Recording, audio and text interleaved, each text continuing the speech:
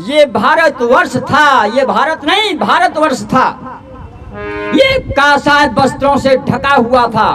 क्यों? 96 करोड़ बौद्ध भिक्षु राजा अशोक के साथ में रहे हैं। जब उन्होंने दीक्षा पाई कि हे गुरु, मैं राजकाज में व्यस्त रहता हूं, मेरे को कुछ भी याद नहीं है, आपने दीक्षा दे दी है, लेकिन मैं आपसे कुछ पूछना चाहता हूं। हाँ पूछिए राजन, आपका अधिकार है कि तथागत बुद्ध ने कितने उपदेश दिए हैं? बानगी राजन, तथागत बुद्ध के 84,000 उपादान स्कंद हैं, यानी विचार हैं, उपदेश हैं। बुद्धा एंड हैज मैसेज, उनका जो उपदेश 84,000 हैं। अच्छा मान की ये किसने लिखा, कब कहाँ लिखा गया है, मैं ये पूछना चाहता हूं। और किसने लिखवाया है ये 84,000 उपदेश? मान की राजन,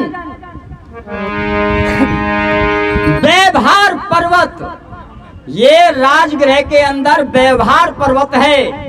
व्यवहार पर्वत गुफा सतपर्णी गुफा है, जिसमें ईसा पूर्व 483 में बुद्ध का परिनिर्वाण हुआ है। उसके 3 महीने के बाद में और वो धम्म सभा हुई है, जिसमें आनंद जो उनकी मौसी माँ के पुत्र थे और महाकाश्यप, ये बड़े बड़े विद्वान पंडित, उन्होंने ये धम्म सभा की। और वो सभा 7 महीने चली है। व्यवहार पर्वत गुफा सतपर्णी, अरे राजा अजात शत्रु की धरणी। ये बिंबिसार का पुत्र राजा अजात शत्रु है, और उसने अपने पिता को भूखा मार दिया था, लेकिन बुद्ध की शरण में आने से उसका कल्याण हुआ। ठीक है, मैं आज ये संकल्प लेता हूं, हे भदन, ये 84,000 विचारों पर मैं एक विचार के ऊपर एक बुद्ध विहार का निर्माण कराऊंगा। बानगी राजन, आपके लिए तो ये सब कुछ आसान है। तुरंत उसने 96 करोड़ की किस्त निकलवाई और 84,000 शहर नगरों के राजाओं के लिए वो बांट दी गई। ईसा पूर्व 255 में काम शुरू हुआ और ईसा पूर्व 251 में बन करके सारे स्तूप तैयार हो गए। अब उनका पूजन की बात आ गई। पूजन होने का, ये दीपदान का जो समय आ रहा है, ये तुम्हारे जो भी उत्सव हैं, महोत्सव हैं, चाहे जितने भी कुंभ के मेले हैं, ये बौद्धों के हैं। ये राजा हर्षवर्धन ने ये प्रयाग में 12 कुंभ के मेले लगवाए थे और बौद्ध भिक्षु सभी जगह धम्म प्रचार चला करता था। वो आपसे छिन चुके हैं। ये परिक्रमा, यहाँ पे बौद्ध के भिक्षु, ये परिक्रमा यानी प्रचार, परिक्रमा का मतलब है प्रचार करना, प्रचार होता था, वो सब आपसे छिन चुका है। राजा अजात शत्रु ने ये सारा काम क्या लिखवाया गया? सुत पिटक लिखा गया। सुत पिटक, विनय पिटक, अवधम्म पिटक, त्रिपिटक, धम्म पद और संगणियां लिखी गईं और बड़े बड़े संयुक्त निकाय लिखे गए, बड़े बड़े मध्यम निकाय लिखे गए, बड़े बड़े ग्रंथ और काव्य लिखे गए। राजा का आदेश हो गया और सारा काम शुरू हो गया। अब होगा दीपदान। ये अब कहते हैं दीपावली। ये दीपावली बौद्धों की है, क्योंकि राजा अशोक ने 84,000 बुद्ध विहारों का पूजन उसी दिन करवाया था। इसको दीपदान कहते हैं। आज इसको दीपावली के नाम से पुकारा जाता है। और उसने बहुत बड़ा दान किया। अरे अब उसको शिक्षा मिल गई। किसको? राजा अशोक को। हरी शिक्षा बुद्ध शरण की पाके राजा अशोक बने महान।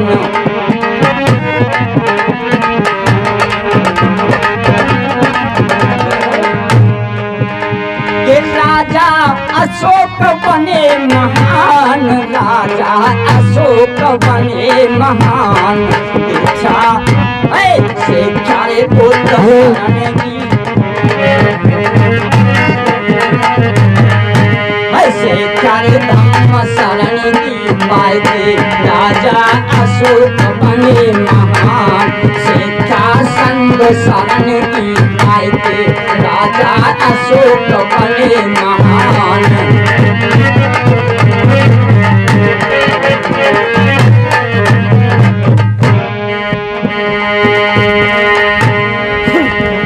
महान उपासक बुद्ध के ज्ञानी,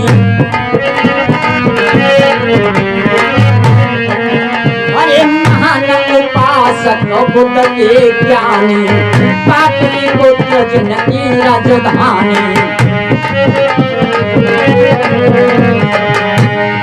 कर गए दुनिया में सरनाम, एक दिन राजा शिक्षा रे पुत्र शरण की पाए के राजा अशोक बने महान।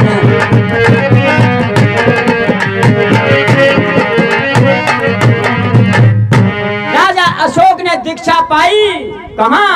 पाटलिपुत्र के अंदर, जहाँ अथाह कुआं बना हुआ राजा अशोक का जब हमने देखा, उसकी कोई था ही नहीं है। ऐसे ही राजा अशोक की भी कोई था नहीं है। उसने उर्मूल पर्वत पे एशिया के मध्य में और अपना झंडा गाड़ दिया था धम्म का। उसने विश्व गुरु बनाया इस देश को। ये भारत महान है, ये राजा अशोक की ही शान है। लेकिन यहाँ पे बुद्ध का धम्म ध्वस्त हो गया था। बुद्ध का तो क्या, अशोक का भी क्या, सारे राजा महाराजाओं का यहाँ से इतिहास मिटा दिया गया। ईसा पूर्व 184 में पुष्यमित्र शुंग के द्वारा बौद्ध भिक्षुओं का कत्लेआम करवा दिया गया। सारे बुद्ध विहारों को तोड़वा दिया गया। सारी लाइब्रेरियों में आग लगवा दी गई है। उसमें सारे ग्रंथ काव्य जल चुके हैं। लेकिन जो विदेशों में बचे हैं उनको ला करके बाबा साहब ने आपको जिंदा किया है। आप मरे लोगों में जान लाने का काम किया है, तो वो मेरे बाबा साहब की बदौलत है।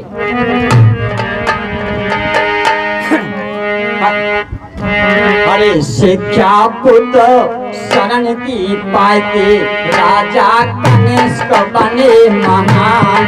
शिक्षा बुद्ध शरण की पाए के राजा कनिष्क बने महान।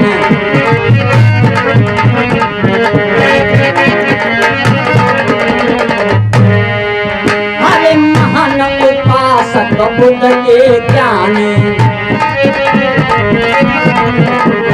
पेशावर जिसकी राजधानी। कर गए दुनिया में सरनाम, शिक्षा बुद्ध शरण की पाए के राजा अशोक बने महान।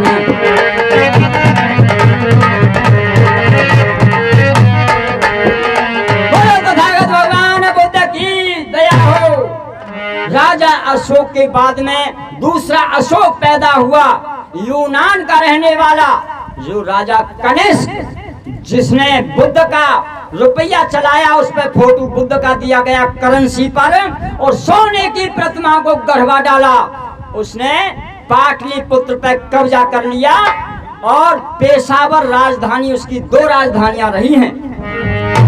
उसने बहुत बड़ा काम किया है अशोक के बाद में, ऐसा दूसरा कोई नहीं कर पाया। लेकिन हर्षवर्धन राजा, जिसकी राजधानी, जिसने कुंभ के मेले लगवाए, धम्म प्रचार के लिए उसने चैलेंज किया। और क्या किया इस देश में मनुवादियों ने? उसने कन्नौज उसकी राजधानी रही है। उसकी भी 2 राजधानी है, एक है थानेश्वर और एक है कन्नौज। कन्नौज में उसने विशाल बुद्ध विहार का निर्माण कराया, लेकिन मनुवादियों ने और उसमें पूजा करते हुए को खत्म करने के लिए उस टावर में आग लगवा दी गई। लेकिन वो बाल बाल बच गया, बाल बाल बच गया। उसने जांच करवाई, जिसमें 500 ब्राह्मणों का हाथ था उसको मरवाने में। उसने उनको वो सजा दी है। उसके गुरु कौन है? हुवेनसांग। कहाँ के रहने वाले हैं? चीन के रहने वाले हैं हुवेनसांग। उसने आकर के यहाँ पे धम्म को स्थापित करवा दिया। अरे शिक्षा बुद्ध शरण की पाई राजा मिलिंद बने महान। शिक्षा बुद्ध शरण की पाई राजा मिलिंद बने महान।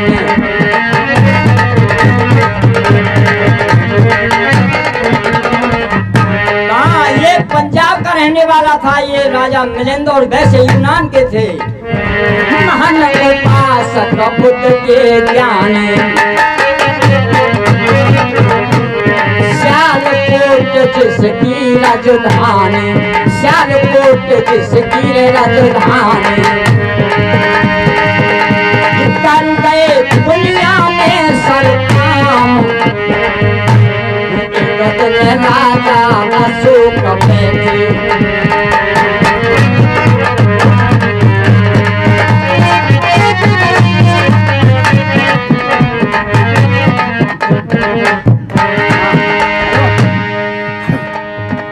अब क्या हुआ? मिलिंद मेनांडर ग्रीक ये इतना विद्वान राजा था कि सारे धर्म के लोगों को निरुत्तर कर दिया था शास्त्रार्थ करने में, और बौद्ध भिक्षुओं को भी उसने हताश करके भेजा, क्योंकि एक तो राजा था। अब उसको हराने के लिए बौद्ध भिक्षुओं ने कहा कि इस राजा को दीक्षा कौन दे सकता है? उन्होंने कहा कि नागसेन के सिवा, जो भदंत नागसेन हैं, उनके सिवा कोई भी दीक्षा नहीं दे सकता। नागसेन से कहा गया कि बुद्ध का अपमान हो रहा है, उस राजा को दीक्षा देनी होगी। बड़े बड़े विद्वानों ने कहा ठीक है। 80,000 बौद्ध भिक्षुओं का संघ था। नागसेन जो बौद्ध भिक्षु हैं, अपने संघ को लेकर के और वो निकलते हैं। कहाँ पहुंचे? पंजाब के अंदर, और राजधानी सियालकोट में पहुंच गए और उन्होंने समाधि लगा दिया। उसका एक नेम था उस राजा का कि यहाँ से जो भी कोई धर्म का विद्वान गुजरेगा वो बिना मिले मेरे से नहीं जा सकता। वहां पे राज कर्मचारियों ने कहा कि महाराज, यहाँ पे कोई बौद्ध भिक्षुओं का दल जा रहा है, मानिए उनको रोकिए और पहले शास्त्रार्थ होगा जब ही जा सकते हैं। अब उन्होंने राज कर्मचारियों ने कहा कि महाराज का आदेश है और आप जो है राजमहल के लिए चलिए, कचहरी में चलिए, दरबार में चलिए। नागसेन ने कहा हमारा कोई मतलब नहीं है जाने का। अगर राजा को शास्त्रार्थ करना है तो वो उठ करके गद्दी छोड़ करके यहीं पे आना होगा। नागसेन का जवाब सुनकर राज कर्मचारी एकदम से घबरा गए कि आज ये राजा को बंदी बना देंगे। अब राजा को एकदम से जब सुना कि आपको वहीं पे बुलाया गया है, एकदम से पसीना आ गया मिलिंद ग्रीक को। 80,000 बौद्ध भिक्षु बैठे हुए हैं, कतार लगी हुई है और समाधि लगाए हुए हैं। आहा, ये पंजाब के अंदर हुआ, जो राजधानी सियालकोट रही है, समाधि लगी हुई है। राजा घबरा गया, पसीना निकल रहे हैं, कुछ कहने लायक नहीं है, नमन कर रहा है, वंदना कर रहा है कि इतनी बड़ी सेना को मैंने पहली बार देखा है। जब उनका शास्त्रार्थ हुआ, राजा को हारने में ज्यादा समय नहीं लगा, उसकी जुबान पर ताला लग गया, वो बोलने के लायक नहीं रहा। ठीक है, अब मैं बुद्ध की शरण ग्रहण करूंगा। उसने बड़े बड़े बुद्ध विहार बनवाए। किसने? मिलिंद ग्रीक ने, जो राजा मिलिंद मेनांडर ने।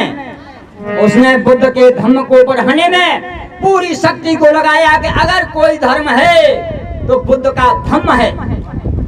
धर्म तो बहुत हैं, लेकिन बुद्ध से पहले कोई भी यहाँ पे धम्म नहीं है, धर्म है। और धर्म से हमारा कोई भी मतलब नहीं होना चाहिए। हमारा धर्म से मतलब नहीं है, हमारा मतलब है धम्म से। जिसको आज तुम धर्म कहते हैं, ये हिंदी भाषा में कहते हैं, नहीं हमारा धम्म है।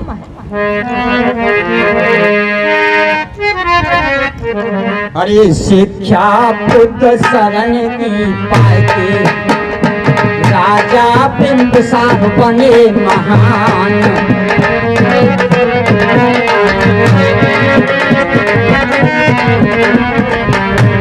राजा बिंबिसार बने महान, राजा बिंबिसार बने महान। शिक्षा बुद्ध शरण की आए राजा बिंबिसार बने महान।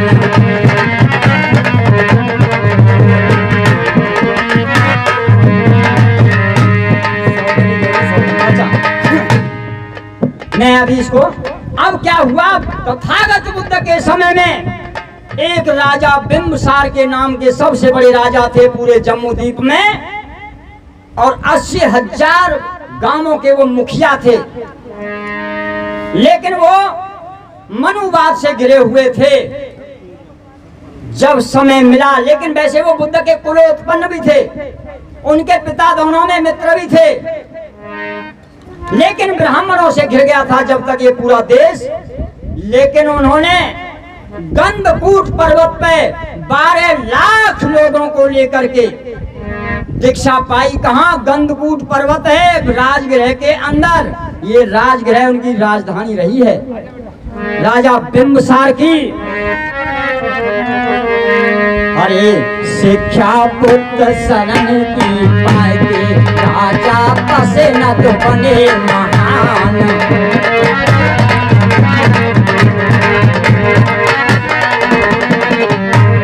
राजा प्रसन्नचित्त बने महान, राजा प्रसन्नचित्त बने महान। शिक्षा बुद्ध शरण की पाए के राजा बसे न तो बने महान।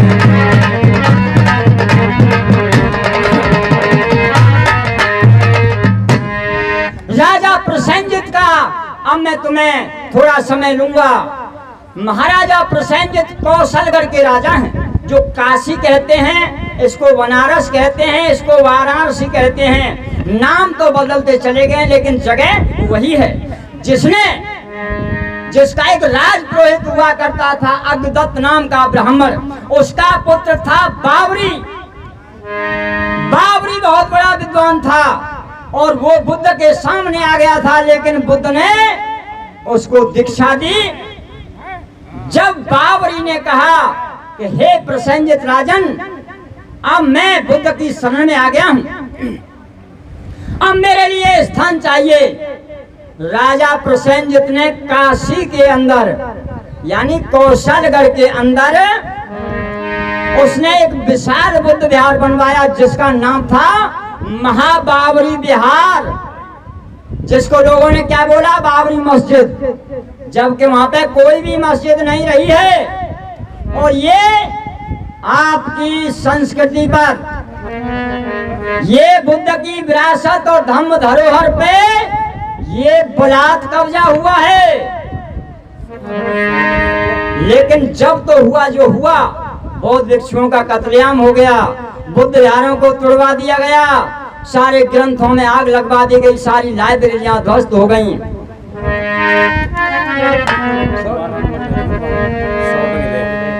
अच्छा ठीक है,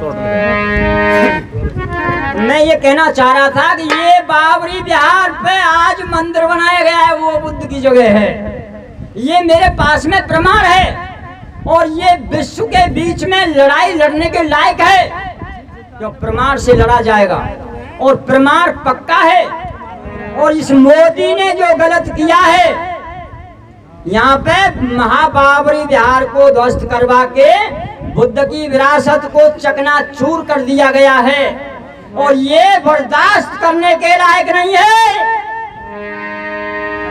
ये बर्दाश्त करने के लायक नहीं है। ये बुद्ध की भूमि है। उस महाबाबरी विहार को ध्वस्त किया गया है और उस जगह पे राम का मंदिर बनाया गया है। राम इस देश का नहीं है, विदेशी है। आज तुम्हारे सामने भी तुम्हारी विरासत पे बलात् कब्जा हुआ है, पता होते हुए भी कि ये साकेत है, ये औद्योगिक नगरी रही है, ये अयोध्या जिसको कहते हैं, ये बुद्ध के 4 बार वर्षावास किए हैं तथागत बुद्ध ने गोदावरी नदी के किनारे पे। लेकिन इतिहास सब लोग भूल गए थे, पता नहीं रहा। अगर बाबा साहब न होते तो आज मैं भी इस बात को नहीं बोल पाता। और त्रिपिटक में लिखा हुआ मिला है, ये सारा जवाब मिल गया है। इसके लिए हम विश्व की अदालत के सामने अपनी बात को पेश करने के लिए तैयार रहेंगे। समय आने वाला है। समय मेरे को वैसे काफी हुआ है, इसलिए मेरा विचार है जो भी मेरे गायकार हैं, भाई बंधु हैं, और अपने अपना मन लेके बुद्ध का, बाबा साहब का जो भी गुणगान करेंगे वो बड़े ही हर्षोल्लास के साथ में तथागत बुद्ध का, बाबा साहब का, और जिनकी आज हम पुण्य स्मृति में और सभी लोग इधर उधर से आए हैं और उनका भोजन दान यहाँ पे चल रहा है, तो मैं उनके लिए भी यही चाहूंगा